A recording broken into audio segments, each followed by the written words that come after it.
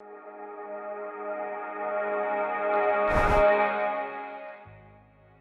16e édition du SMAP IMO touche à sa fin.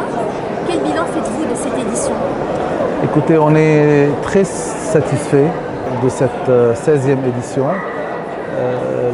Le monde était vraiment au rendez-vous. À peu près 70 exposants, 60 villes du Maroc. Les stands n'ont pas désempli comme vous l'avez vous-même vu. Depuis vendredi, c'est monté en crescendo.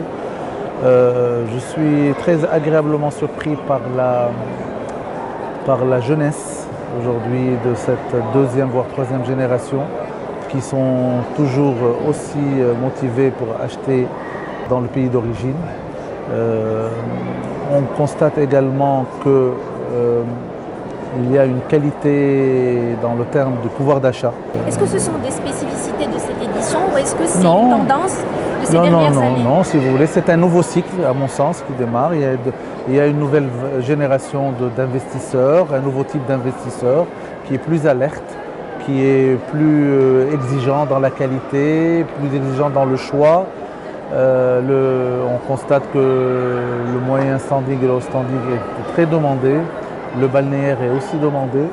Donc, étant donné que les prix à Paris-Île-de-France restent quand même très élevés en comparaison avec les prix au Maroc, c'est quand même une opportunité aujourd'hui pour ces jeunes d'acheter.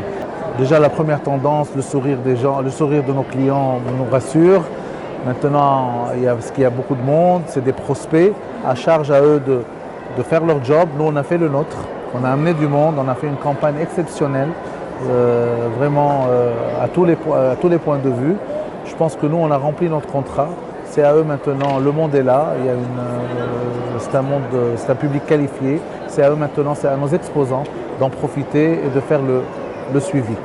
Bien entendu, aujourd'hui, nous avons côté juridique, nous avons, comme nous le faisons depuis 5 ans, nous avons consolidé, renforcé les cycles de conférences avec des notaires. On a cette année un partenariat avec la Chambre des notaires de Paris. Nous avons également un programme de conférences. Nous avons également partout, c'est devenu un peu notre leitmotiv, les 10 règles d'or avant d'acheter, pour que le visiteur, quand il rentre, soit vraiment, se sent dans un contexte sécurisé avant d'investir. D'accord. Je vous poserai une dernière question. Hier, il y a eu un groupe de personnes mécontentes qui sont Oui. venues protester, profiter du SMAP pour lancer leur coup de gueule, pour crier leur colère. Quel commentaire par rapport à ce qui s'est passé hier? Alors, écoutez, c'est des gens d'abord où je ne peux qu'être solidaire avec leur cause. Il faut qu'on rappelle peut-être ce qui s'est passé. C'est des gens qui, depuis 2012, ont acheté pas seulement chez nous, mais ils ont acheté au Maroc, etc. C'est un promoteur qui d'ailleurs, je pense qu'il a été emprisonné. Il a été emprisonné. C'est des gens qui sont maintenant dans le désespoir parce que ce monsieur a été emprisonné. Et alors, ils disent, et alors, maintenant notre argent qu'on a investi, qu'est-ce qu'on fait? Donc ça ne concerne pas le SMAP, ça concerne simplement, le SMAP est une plateforme aujourd'hui qui accueille des dizaines de milliers de personnes et dans lequel c'est un événement qui est soutenu par le ministère de l'Habitat, par le ministère des MRE puisqu'il est ici présent. Et donc aujourd'hui, les gens qui ont acheté dans ce projet profitent dès qu'il y a une occasion médiatique pour faire valoir leurs droits, rappeler qu'ils sont là. Alors, l'année dernière, ce même groupe est venu et également il a contesté.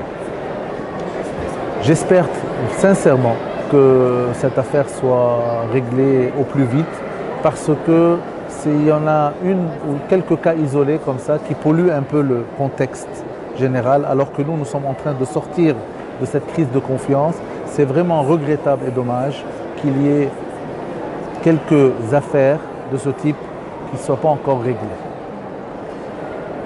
Est-ce que vous avez une estimation, on passe à un autre sujet, est-ce qu'il y a une estimation du nombre de visiteurs lors de cette édition? Moi je pense qu'on est mieux que l'année dernière, mais je ne peux pas vous le dire, mais c'est un pressentiment parce qu'on a eu un meilleur vendredi que l'année dernière. Et ça peut se jouer sur 2 000 à 3 000 de plus, mais je donnerai une fourchette entre 32 000 et 35 000 visiteurs. je ne serais pas étonné, mais je pourrais vous donner des chiffres. C'est un bilan satisfaisant pour vous? Très satisfaisant. En tant qu'organisateur, avec mon équipe, nous sommes très satisfaits. Nous pensons très sincèrement avoir rempli notre contrat vis-à-vis de nos exposants qui nous soutiennent, vis-à-vis de ces milliers de visiteurs qui sont venus. Maintenant, comme je vous ai dit, il y a une nouvelle génération d'investisseurs qu'il faut prendre en considération, qui aujourd'hui n'achètent pas n'importe quoi et n'importe où.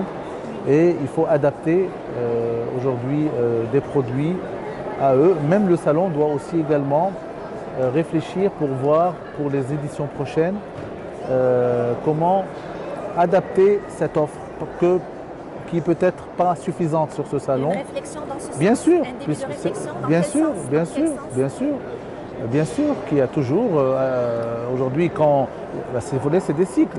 Quand il y a quelques années c'était la mode du logement social, le logement social maintenant il n'est plus aussi demandé à Paris, hein, peut-être dans d'autres villes où nous organisons. Aujourd'hui c'est le moyen et le standing, il y a aussi le balnéaire, il faut réfléchir aussi au lotissement. Il y a des gens qui aimeraient aussi acheter, voilà. Donc il y a une réflexion intéressante. Ça, si vous voulez, c'est un audit qu'on fera avec nos partenaires pour préparer l'édition 2020, Inch'Allah.